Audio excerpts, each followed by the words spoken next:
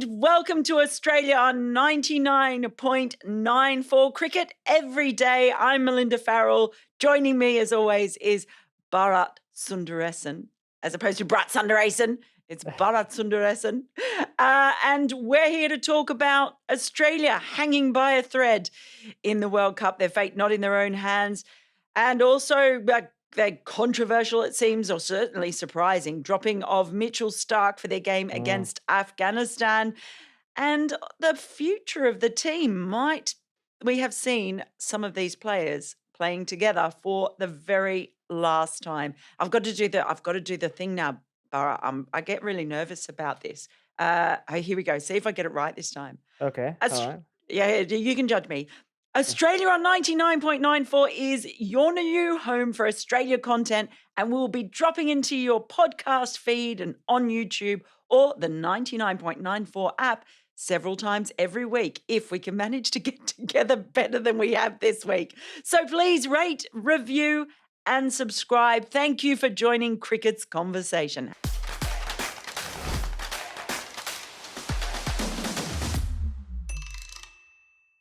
How was that? Was that okay? No, it was very good, except the fact that I was disappointed about one thing. How long have you been covering cricket in Australia, Mel? Like, how many years has it been? Oh, few? Why? What have I done? Few. Okay. You've been to all the cricket grounds. You heard all the MCs around the grounds. Yeah. So you have to say that this is your new podcast. Oh, It's of course. always your it's like captain. your captain, Aaron. there you go. Your captain, your podcast. You're right. I have done that. I've done that thing at grounds, the ground announcing thing. Yeah, of course. It's quite stressful. I did it for the Sydney Sixers a couple of times, and it's really quite stressful. I don't know I'm sure if I you said can't go your captain for your Sydney Sixers, can you? captain. Wow. I don't know that I did. I'm going to have to work on that. And anyway, look, we are convening after Indeed. Australia's match against Afghanistan, which was kind of really funny because there was so much talk beforehand. I heard a lot of people say, Australia, they will smash Afghanistan. They'll go at them really hard. They need to get their net run rate up to have a chance of qualifying over England. And then halfway through the match, all the calculators were out, the old abacus, and okay, they need to restrict them to 108 for this buffer, and no, they need 119 buffer, all this sort of stuff. And then Afghanistan started batting, and all of a sudden it was like, hang on a second, forget buffer. Australia are going to be backs to the wall winning this game. And even when there were a few wickets falling from that excellent over by Adam Zampa, Afghanistan got there so close thanks to Adelaide homeboy Rashid Khan. And just, they came ever so close. It shows, that this tournament has been a lot more even than perhaps some people were expecting it to be. Every team has lost. Afghanistan, the only team that haven't won. They've had a couple of washouts, but they pushed Australia really, really close. And just couldn't be taken for granted. I wonder if it also shows, Australia perhaps not being as dominant as some people might have expected them to be. How did you see it, Bharat? Yeah, I mean, anyone who thought Afghanistan were going to be a pushover, that Australia is going to dominate them, and it's all about what Australia need, must be kidding themselves. You're talking about a team who didn't even have to play they haven't played the first round to get to the Super 8s for 2 straight years now, Super 12s, I should say. So they are in the Super 8s. They qualify because they're very, very good, and they have been good for a while. And you look at that team up and down. There are some really exciting youngsters, yes, but it's a pretty seasoned team. I think I said this yesterday to someone. Between Rashid Khan, Mujib, and Mohammad Nabi, the three of them have played more T20 cricket in Australia than a lot of players currently playing in that Australian World Cups team. You take Maxwell and Stoinis out of it, to a lesser extent, Kane, or maybe Kane Richardson as well. How many of the others have played BBL? How many of the others have played T20 cricket all around Australia? And definitely not at the Adelaide Oval. Nobody's played as much as Rashid Khan has. So Australia were up against, in a bizarre way, a more experienced side in terms of Australian conditions. So there was no way they were going to, run roughshod over them. But look, they at one point were in a very good position when Maxwell was striking it well, and Stoinis looked good as well. But just, I think for me, the death bowling performance of the tournament came from Yeah. Naveen ul Haq and Faruqi. It was Yeah. outstanding bowling, Mel. You were there, and to go for just 7 runs and take a wicket in after bowling the 17th and 19th over for Naveen ul Haq, and even the other guy. Maxwell had to create boundary scoring opportunities and create those 2 fours he hit in the last over. And this wasn't Maxwell who was starting up. Maxwell was firing on all cylinders when those two came on. I think it was just sensational bowling. And once Australia got to just 168, you knew whatever they did, this isn't some inexperienced team. I don't even know what term to use. Just you get cancelled for everything these days. A team which doesn't play a lot of cricket. I mean, for example, this is not the UAE, for example, right? Mm. Who Australia may have had a chance of just like bullying. You can't bully this Afghanistan team, and they fought fire with fire almost in those early overs. And you're right. If not for that Zampa over, they were well on track. They would have some silly cricket in that one over, the run out, and then the run out was brilliant from Maxwell, but then just two experienced batters getting out in very silly fashion. If not, even if one of them, if Najibullah Zadran or Mohammad Nabi had stayed, with what Rashid Khan did, you knew Rashid Khan was going to put on a I show at the knew it. Adelaide over. You just knew You it, right? you Like, yeah. did. Yeah. He Yeah. took a wicket. He took that catch, which he exaggerated the whole special effects around that catch as well. And you knew he was going to go out swinging. And what an innings he played as well. So yeah, but I'm sure we'll talk about this in case Australia don't qualify. I'm sure we'll do a proper post mortem in our next episode. But just to touch on it, I think yesterday's performance, you'll agree, Mel, was kind of symptomatic of how this campaign has gone for Australia. They've never really looked that good as a Mm. team. They've never been able to like just completely bully or bury the other opposition like they have in the past, like they did last year as well when they really needed to. Sri Lanka ran them close. Ireland, after being 5 for 25, ran them close. Of course, they were smashed by New Zealand. So yeah, I think it kind of went to plan, or in terms of like it stuck to the theme that we've seen from Australia. And maybe Sri Lanka will do them a favor and beat England. But if that doesn't happen, I don't think anyone should be surprised that Australia haven't gone through. I don't Yeah. know. Do they deserve to go through? Are they the among the two best teams in this group? Most people would say maybe not. Yeah, it's funny what you were saying about the bullying thing because that's what I was thinking. You look, I think particularly at that Ireland game. For me, that was quite emblematic of Australia's campaign because they were bullied by New Zealand. New Mm, Zealand came out in the first game, said they wanted to throw the first punch, and boy oh boy did they do that. Finale floored them early on. But that game, you people look at the Australian team and they see a lot of big name players, big stars, players that can, score big runs, a high class bowling attack that can blast teams out. And they had a real chance against Ireland to get that big victory to sort of get. I hate using the word momentum in tournaments because each game is a new game. But you sort of felt that was a chance, I mean, I guess, to maybe stamp the authority of Australia, defending mm, champions. We're playing at home. And that for me was quite revealing that they weren't able to do that. And that just made things a lot harder for them. That you could argue when you talk about deserve. I know Glenn Maxwell said last night that they've only lost one game because yeah. they, of course, had that washout against England. But the way that the washouts have worked have kind of been a bit of an evening up as well. Because Yeah. who's to say that England wouldn't have beaten them? They Mm, beat them in two out of the three T20s that preceded this tournament, and they were on top in the third. So recent history has had England being on top as well. But it was a fact that they were never able to really establish their authority over any team in this tournament. That was quite interesting to me. And we're going to talk. We'll talk a little bit later about some of the aspects about Stark and also just about where this team is. But look, they still could go through. But I'm with you. I'm not sure if they're one of the best four teams in this tournament right now. So they'll all be watching tonight no doubt. I mean, who knows? Sri Lanka could. They're that sort of Yeah. team, man, that you just don't know. They could trip up England. It's not done and dusted, but it's sort of they seemed a bit flat last night. Obviously, they were without their captain, and Mm, that's never going to be particularly helpful, I think, either. But they've just looked a bit flat. They haven't looked like the domineering sort of put their sort of foot to the throat that you mm, often hear them talk about kind of team. So yeah, it's been an interesting campaign. If they don't go through, it continues that thing of teams not being able to defend a T20 World Cup mm, title and also home teams yeah. finding it very difficult as well. So, it's been a fun tournament.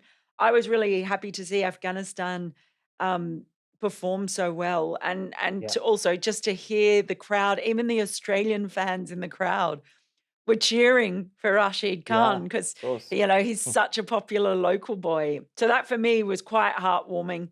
And to see the Afghanistan fans there, I'm going to give you a plug because you wrote a beautiful piece about Afghanistan fans here. So go to CricBuzz if you're watching or listening and read Bharat's piece because it's a really, really lovely piece. And definitely worth taking a few minutes of your time. But yeah, it meant a lot. And the only thing I was disappointed in I was sitting there in the press box, and all I wanted the game was not just wasn't complete because I desperately wanted, Rashid to hit a helicopter 6 down the Mm. ground. Damn, he didn't do it. He let me down, man. He attempted an overhead helicopter, if you Yes, remember. Like it didn't what was go. that shot? It was like He, I didn't even know how yeah, to describe that shot. it literally looked like the overhead. Yeah, it was like an overhead smash helicopter. That's what I'm going to call it.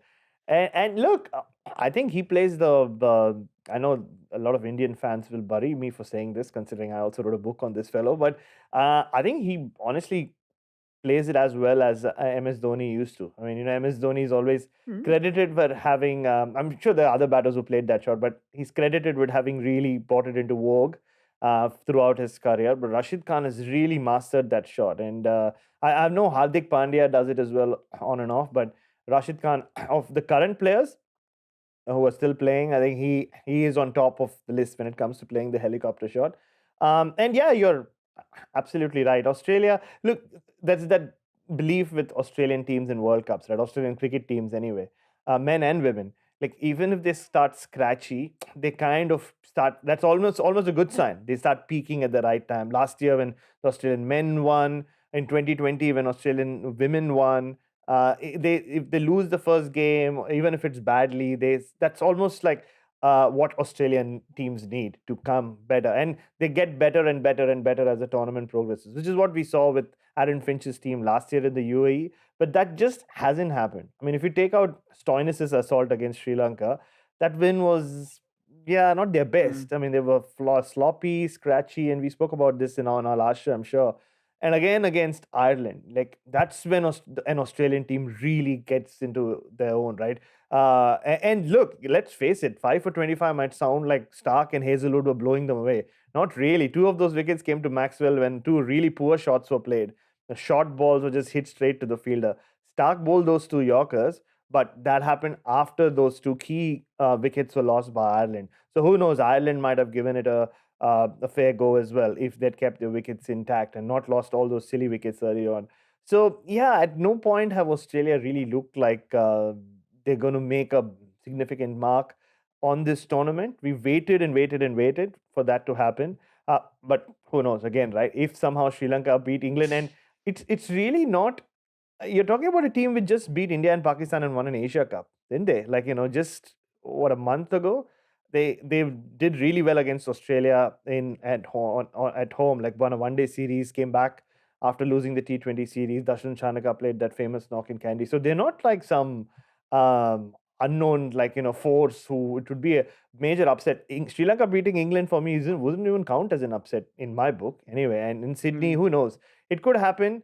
And then Australia then are just like, that's so weird.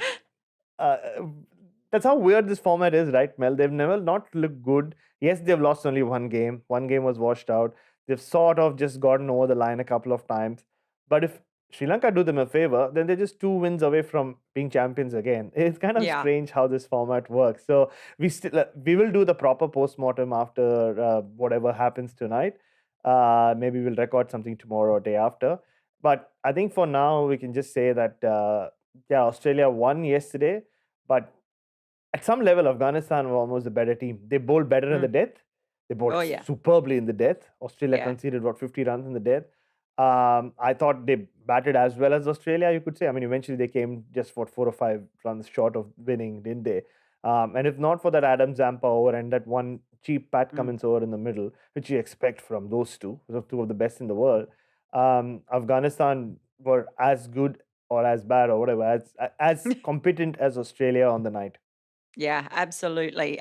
Look, we're going to take a short break, but after that, we're going to talk a little bit about Australia's selections. We will see you back here soon. You're listening to Cricket's Conversation on 99.94. Whatever your team, we have the show for you on podcast, YouTube, or on the 99.94 app. We have India, England, South Africa, West Indies, and now Sri Lanka covered. If you want to find us, the best way is to follow us on social media at 9994DM by downloading the 9994 app or Google 99.94 on podcast.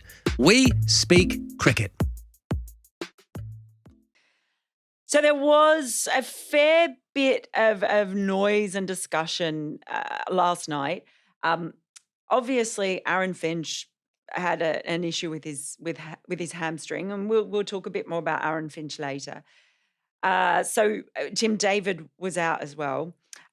We saw Cam Green come in. We saw Matt Wade take up the captaincy. Steve Smith coming back into the side. But probably the biggest surprise, and Jonathan Trott said afterward as well, that Afghanistan was Mm. surprised not to see Mitch Starc in there. Now, it's quite interesting because you and I were talking about Australia's bowling in the previous episode that we recorded, Yeah. and we were talking about Kane Richardson and the fact that he had been seen as Australia's most valuable T20 bowler a bit over a year ago. But then the development of Josh Hazlewood's T20 bowling, the availability of Pat Cummins, he kind of went back in the pecking order. He got an injury, all of those things. So then Australia start off the tournament with the cartel, as it's often called, of Cummins, Hazlewood, and Stark.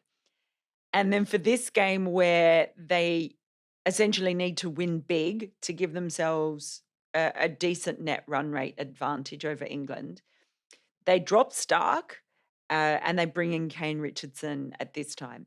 Kane Richardson ends up being tonked about, which I felt really bad for him because Mm.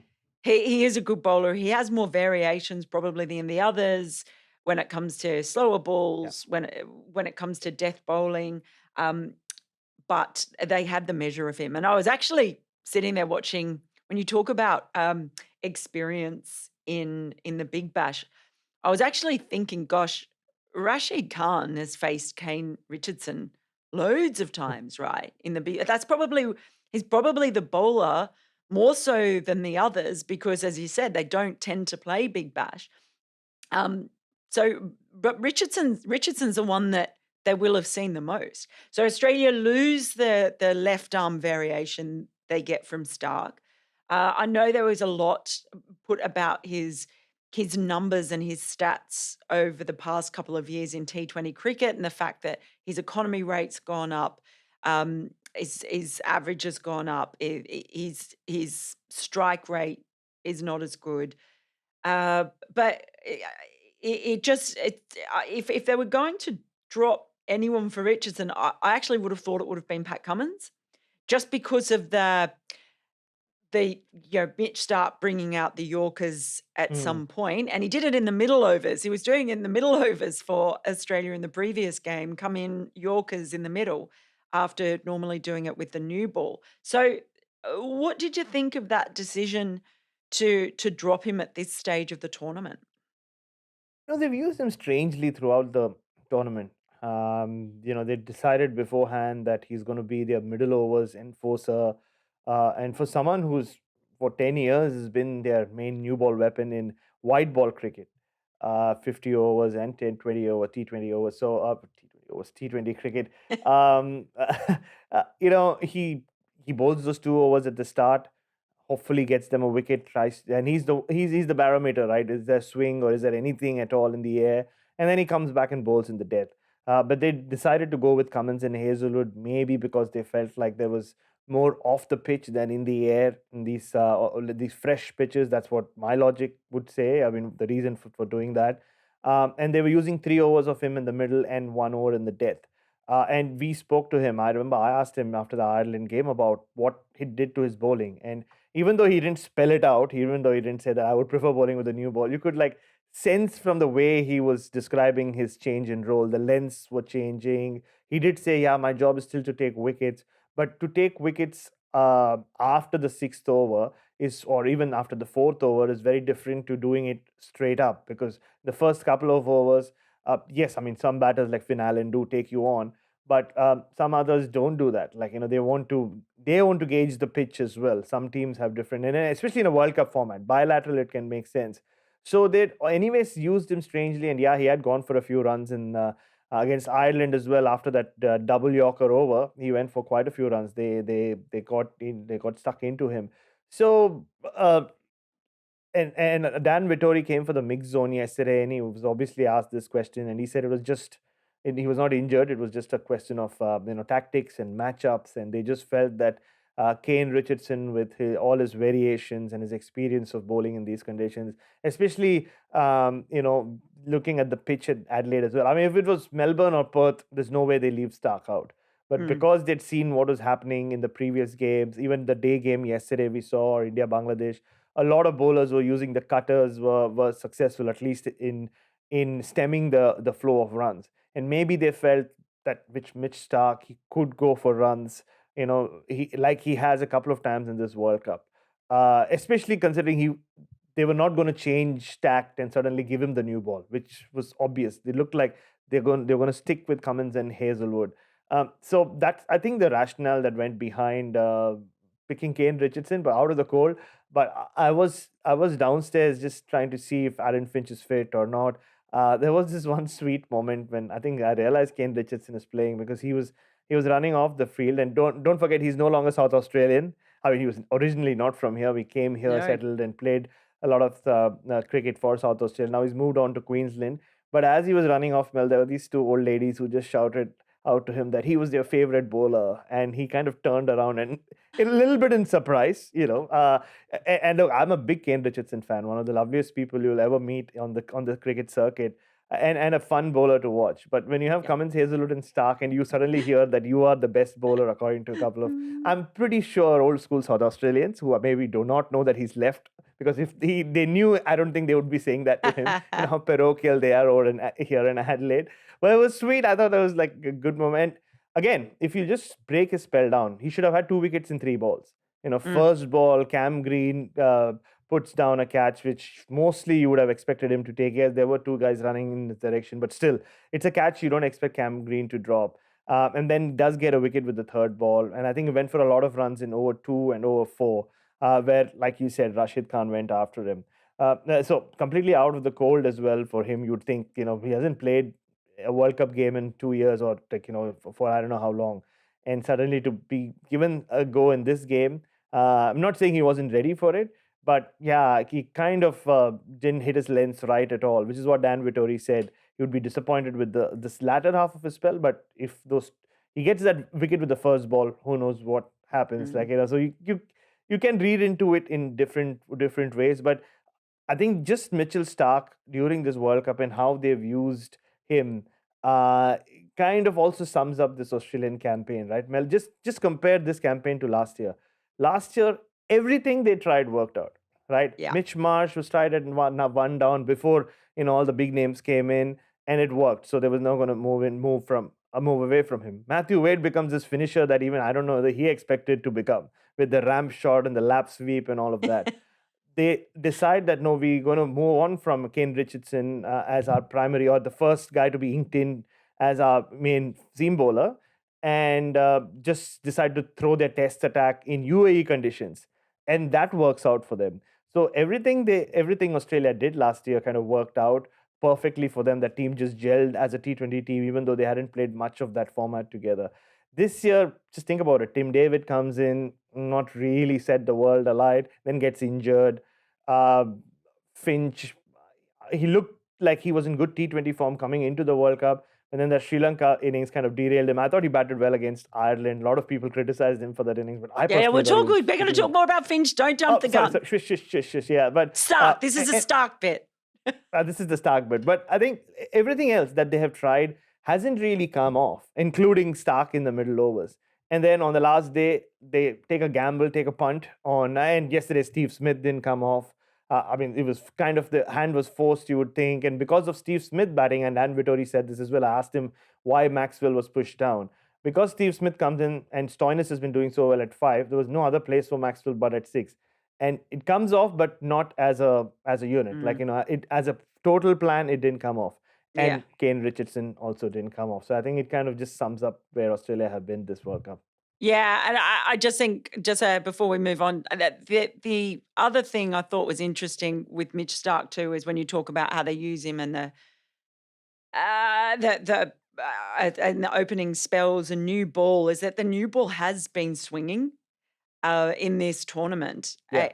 and apparently I've been told that they've changed the Kookaburra ball, so it's a new batch of balls. They've done some tinkering with it, and I was told that that's basically why it's swinging more. So the thought of 150 km an hour Yeah. swinging new ball it's just a very interesting one. I'm sure that the discussions will continue on that for a while. Right, time for our final break. When we come back, we're going to discuss Aaron Finch, whether this might be the last time we see some of these Australian players playing together. If you love the language of cricket and want more, then head over to the 99.94 app and you can hear all of our podcasts and cricket commentary. We're adding new shows all the time and covering cricket series from all over the world. Be the first to hear all of our announcements by following us on social media at 9994DM. Welcome to Cricket's Conversation. Okay, well, Aaron Finch didn't play last night, the Australian captain. He twinged his hamstring. He's resigned as ODI captain just before this tournament, stayed on as T20 captain. I do think there are a lot of people out there who are expecting him to resign from the T20 captaincy and probably international cricket then at the end of this tournament. We don't know that, and you don't want to preempt something like that either. But if he does, and Australia are eliminated, that Ireland game might be the last time we see him playing for Australia. And I think a few of us have been thinking that. I actually really, it makes me incredibly sad because I think he's just such a great guy. When you talk about nice guys on the circuit, I did an interview with him in Melbourne after the Sri Lanka game, which you can see on my YouTube channel, by the way. But Plug, yeah. yeah, I'd already plugged you.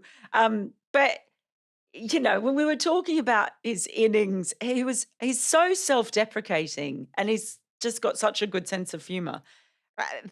There's stuff that you can talk to him about that I'm not sure you could with any other player, and who would take it sort of quite so well. So he's always been a great guy. Let's face it, he's a World Cup winning captain for Australia. So I know he wanted to go on until the next ODI World Cup in India. I think that's how he saw it, as would be a great way to finish his international career. So we don't know what's going to happen. But I guess it's not just him. There are a few players in that Australian side who've been around for a long time now. And you kind of wonder if they do bow out, if it might be the last time we see a few of them playing together. Obviously, Matthew Wade is another obvious one there. But maybe some as well. Maybe that Australia might look to revamp in T20 cricket their bowling attack as well. I know there were calls, people saying that someone like Nathan Ellis might have been useful in this squad as well. Um, and where they go with the batting, will Dave Warner still be around for another T20 World Cup?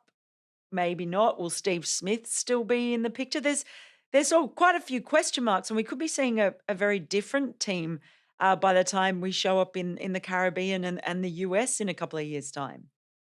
Or for that matter, the if in case Australia do get or do not qualify for the semi-finals, we could well be seeing a completely different team when they next play a T20I, which is Mm, what, next August. I don't even know who it's against, but I know it's in wow. August next year. And you're right. I mean, Aaron Finch, no more one-day cricket for him, as we know, and it was kind of sad to see him on the around the along the Yeah. outfield, just trying to shout out. He did make a few fielding changes, which I don't know whether the players on the field at times agreed with, but and he kept coming onto the field during every drinks break. He wanted to be involved. Uh, I mean, if that Irish game is his last game, at least he got to raise his bat and make a 50 in a match-winning cause. So I guess that's a good way in a way, for him to go. I'm sure he would have wanted to leave with the World Cup trophy once again being lifted over his shoulders. But yeah, I mean, it's been a fantastic career, and a lot of people give Tim Prain and Justin Langer a lot of credit for how they changed Australia's, or how they changed Australian cricket's image for the Australian public. I mean, I think, and that there's a distinction, and we should discuss this in detail some other day. I think the rest of the world, it still sees Australia as Australia. It's only for the Australian public that the whole image had to change, and which they did successfully. Whatever then happened in Tim Payne's life, this is not this platform to discuss it. And so did Aaron Finch. I think he played an equally important role, just by being himself.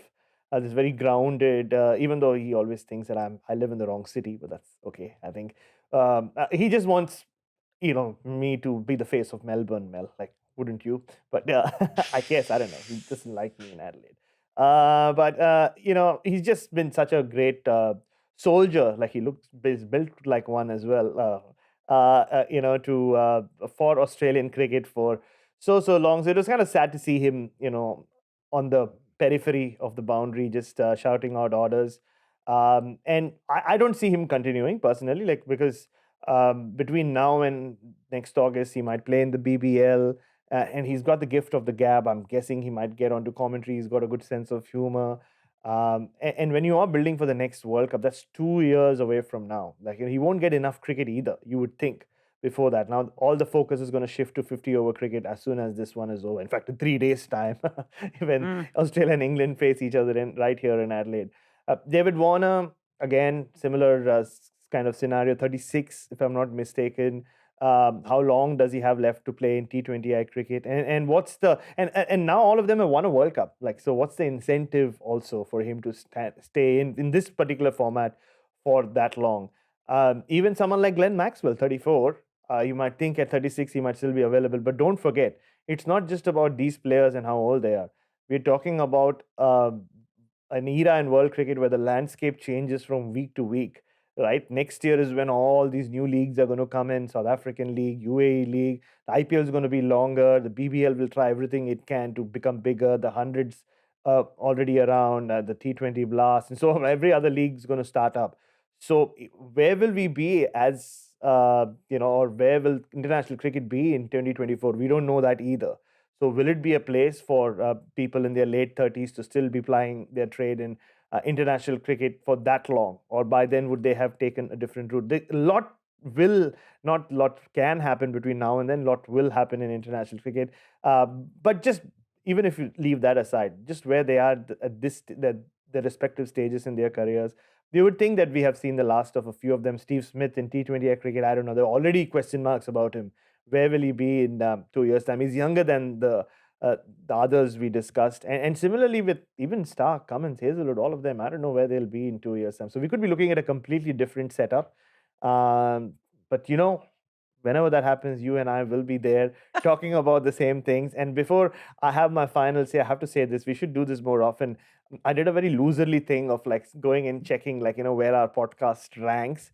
And you'll be surprised, we climbed 24 spots, I don't know from where, after our first episode, considering we didn't even exist before then. But we've dropped staggeringly 14 positions, in the last week where we haven't recorded. So hopefully this episode, brings us back. We'll be back with a bang. Back with a bang. I'm also just going to mention too the fact that you have lifted the World Cup before any Indian, the first Indian to lift that T20 World Cup. Since MS Dhoni. Since MS Dhoni, who you wrote his book, so there's a nice little little link there, but you got to take it out to the middle, flanked by the Emirates flight attendants. As a T formation, Mel. It was a T formation. T formation as Adelaide's living treasure. It was a nice moment. It was good fun. Yeah, I mean, I wish there were more people around the ground. I would have had someone to wave at, but no, it was good. It was quite something. Look, I've moved here for just 4 years ago, and to be accepted the way I have been, I'm very, very grateful. I'm very, very humbled by them wanting me to do that. It was I did ask them if they wanted me to follow a dress code, and they just said no, be yourself. So I did give them a chance. But I thought I was very sophisticatedly dressed for the occasion. I'm sure you will agree as well. And then no, it was good fun. It was just good fun to take it out there. But I will say this: it's very light. All the effort that these poor guys put into winning this T20 World Cup, I would have expected it to be slightly heavier. You know what I mean? Well, I'm not going to touch one. Lift over your head. The last time anyone let me handle a trophy, it was just a replica trophy, and it was the replica Ashes urn, and I dropped it and broke it. So, oh no! So don't trust me. I will never. I don't think I should ever do it. Okay, we'll wrap it up because we're, as usual, once we start, it's very hard to stop us. But we will be back more regularly. It's just been quite difficult with us flying about and everything else. It's been difficult, but things are calming down a little bit now. We're in Adelaide. So we will be back to discuss things. Of course, we could be back to discuss how Australia has managed to scramble through to the semi-finals and they're on their way to a World Cup victory. So nothing is impossible at the moment in this tournament. It's very, very exciting. Thanks so much, Bharat, for joining us. And thanks to you, I've got my script. Thanks to you for listening to Australia on 99.94, where we speak cricket every day. Well, not us, but generally everybody. There's cricket every day. Every day. So please rate, review, and subscribe wherever you enjoy your podcast, because Bharat's checking where we are on the list. Yeah, you can download the 99.94 app and follow us on Twitter at BeastieBoy07. Is that right? Yes. That's right, and at Melinda Farrell, while Twitter still exists, because who knows the way things going, it might not for much longer. Never miss out. Join our 24/7 conversation on social media and follow us at 9994DM. Cricket every day, your way. There you go. It's your podcast, not ours. Your way.